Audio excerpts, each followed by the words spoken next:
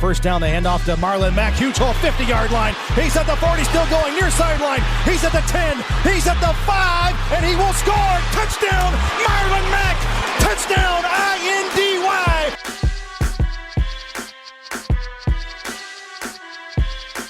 And again, it's picked up. It's Darius Leonard. Leonard with his second INT, and he's streaking down the near sideline. He's at the 40. He's at the 30. He's at the 20. He's going to go. A pick six for the Maniac. Horseshoe is back, baby. The horseshoe is back. Piece of the fan base this year? Well, it's going to be, I think it all depends on where we're at in terms of dealing with, just as a city, you know, how are we handling this? Are the numbers going up? Are they going down? If we got, you know, what's the policy set forth by, you know, our mayor and our governor? I think there's a lot of things at play here that we're still, you know, we're kind of day to day figuring it out. Look, I want our fans to know, and I think they know, I think they understand me by now. Like I love training camp. I love our fans being there. I love our fans being there. I love getting to know them. Even the ones that give me crap, it's okay. I mean, I get it. That doesn't bother me. I mean, you're a fan. I'd rather you give me crap than not say anything at all. So I think it all depends on what's going on here going forward. We're day to day. But just know this, you know, eventually we will get back to some normalcy. And training camp will always be a big part of what we do.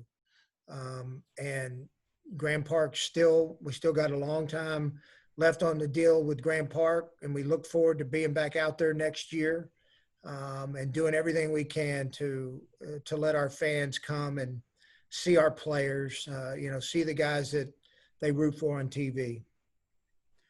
Okay, just a reminder, submit your name in the chat function if you want to ask a question. Justin, did you have one? I'm just going to go down the list here. Hey, Justin. Hey, Chris. Hey, so far it seems like mostly rookies are in right now. Mm-hmm. How have they been able to gel together? I mean, obviously everything's kind of limited. You don't have all of the coaches there. You don't have everything that would normally be there. How do you see this really impacting our rookies and the rest of the rookies around the NFL? That's a good question.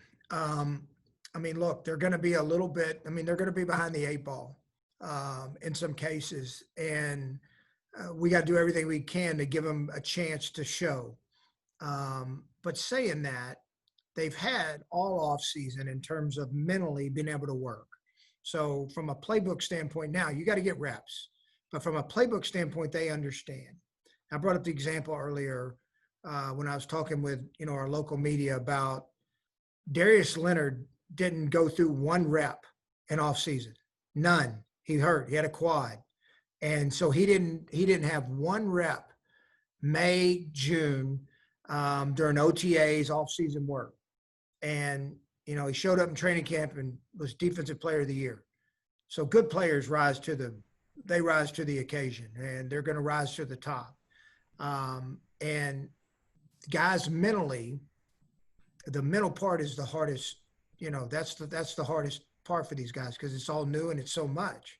But if they stayed on top of it, I'm proud of the way they're all good in good physical shape. Our strength staff did an unbelievable job getting them, making sure they had programs and following them and making sure they were doing what they needed to do. So they all came back in really good shape, ready to hit training camp running. And look, college football does this every year. They don't have any, they line up and play. I mean, you know, they practice, they go through camp, and then they line up and play in games that count. And that's kind of where we're going to be at. So, yeah, are they behind the 8 ball a little bit? Yes, but I don't think it's something that is just going to be debilitating, you know, for all of them or for many of them. All right, Luke, do you want to jump in? Hey, Luke. Hey, Luke, we're having trouble hearing you. Okay, I see your question on the chat. So, Chris, Luke wants to know about your confidence in the offensive line depth. Well, I mean, look, we lost some guys. It's hard. You can't keep everybody. With Joe Haig, going over to Tampa. But that's an area of emphasis for us this offseason, this training camp. And we got to see the guys that come through. We drafted Danny Penner, who we really like. Let's see if he can be the backup interior swing guy. LaRaven, let's see if LaRaven takes another step. Eldon Camp, these guys have got to, compete and get better, which we think they can do. And then we'll always be looking. We got some guys on the roster that, we signed. We just haven't seen them yet. Chaz Green, who's played in the league. We signed a guy after the season from Buffalo, Hittner, that we think's got some real talent. And so we'll just see how it shakes out. And by the time the season starts and we get into the first month, we think we'll find a way to find, who 6, 7, 8, 9 are, and even 10, by the time we get about a month into the season. I mean, there's, we scout the rest of the league. We'll see how these guys develop. We think they will. And then we'll move forward. All right, Derek, you want to unmute and ask your question? Hey, Derek. Hi, Chris. Nice to meet you, even though it's virtual. That's okay. Same here. Thank you. So you said this offseason you felt the locker room was ready for a big name free agent, and you certainly got a bunch of them this year, something that we're not used to seeing as Colts fans. In the offseason, there's been so much uncertainty, right, with COVID and not being able to meet your teammates and everything. So how have guys like Buckner, Rivers, and Rhodes, guys who are veterans in this league, have that experience? How have they helped to provide some leadership and direction for this young team coming into training camp? Well, I think you'll see more of it now because everything's been done virtually. I think when you do it, like your performance, your work ethic that they see on a daily basis, that usually establishes credibility and leadership. I know Xavier has relationships with guys on our team because he's been working out with them. Buckner, lives out in California and is now here in town, so he's getting established. But Buck, DeForest is DeForest is going to earn it by his every day. How he's a pro. He's an absolute pro. And I think you could see that on the Zoom meetings because he's always really dialed in. But till you're in person, you really don't feel it as much. Now you can feel Phillip. You can just, guys, he's a veteran. He's been a highly successful quarterback in this league. He's played at a high level for a long time, and he's passionate about football. He's passionate about his teammates, and he's passionate about winning. And I think those three names that you named, all of them are going to play a big role in our success this year. Joel, did you want to ask a question? I see you on video here. Hey, Joel. Do you want to unmute and ask? There you go. Yep. Yeah. So this is Joel Bayoku with Say It Again Hey, Sports. Joel. Hey. Yeah. Thanks for having us. Absolutely. I guess I was going to ask, I know there's been some pushback from some of the players across the league on the safety protocols. I was wondering how the guys on the Colts were handling it, and if they had any pushback or if they were okay with the guidelines the league has set forth so far. Yeah, we had a call last night. We went through everything, and there was a lot of questions, which there should be.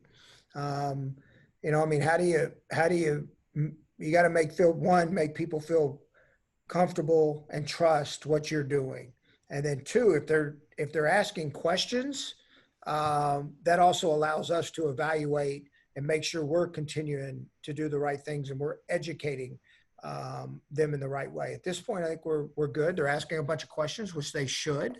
We want them to feel comfortable and know that we're going to do everything we can to keep them safe and give them the right direction when they're out of the building to help their family stay safe. But yeah, this is the unknown. This is unknown territory. It's unknown territory for all of us. And so every day is going to be a new learning experience, and we got to be able to adjust on the fly and don't get in panic mode when something doesn't go the way you want it to go. which Frank and I, neither one of us do. And you just keep moving forward. And that's what we'll do. All right, we'll take a couple more here. Chris Shepard from Stampede Blue. Hey, Chris. Hey, Chris. Thanks for having us today. Absolutely. I was curious to know, obviously you don't want to show your hand too much, but can you elaborate on any, potential schematic changes you see with Phillip in at quarterback? Well, I mean, I think what we do is what we do, but Frank is really good about what the player, fitting the player to his role and to his strengths. I mean, he's outstanding at it. And I think defensively, Flus is good at it too. But saying that, Phillip's been in this offense before. He was with Nick for a long time in San Diego, and then Frank was with him. So I think they're always going to accentuate on their strength. I mean, and then as for exactly what they're going to do, well, because we don't have preseason games, I don't have to tell you right now. We'll let Jacksonville figure that out week 1.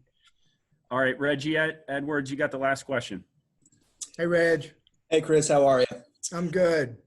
You talked earlier about having to make adjustments as you go and all sorts of stuff along that lines. With free agency and the draft and everything being virtual this offseason, how has that affected you and how you do your job and how you prepare for things? And how much of it was adjust as you go and how much of it were you able to prepare for going in? Well, the draft was that ended up working out really good. We learned that we could do, change is not always easy. It's just not.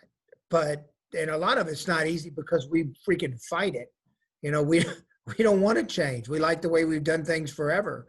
But what we figured out is virtually we can accomplish the same things that we were accomplished all sitting in the draft room. And I think that was a benefit for us going forward, probably for the entire league, where we all figured out that, okay, I mean, if we've got these circumstances that we have to deal with.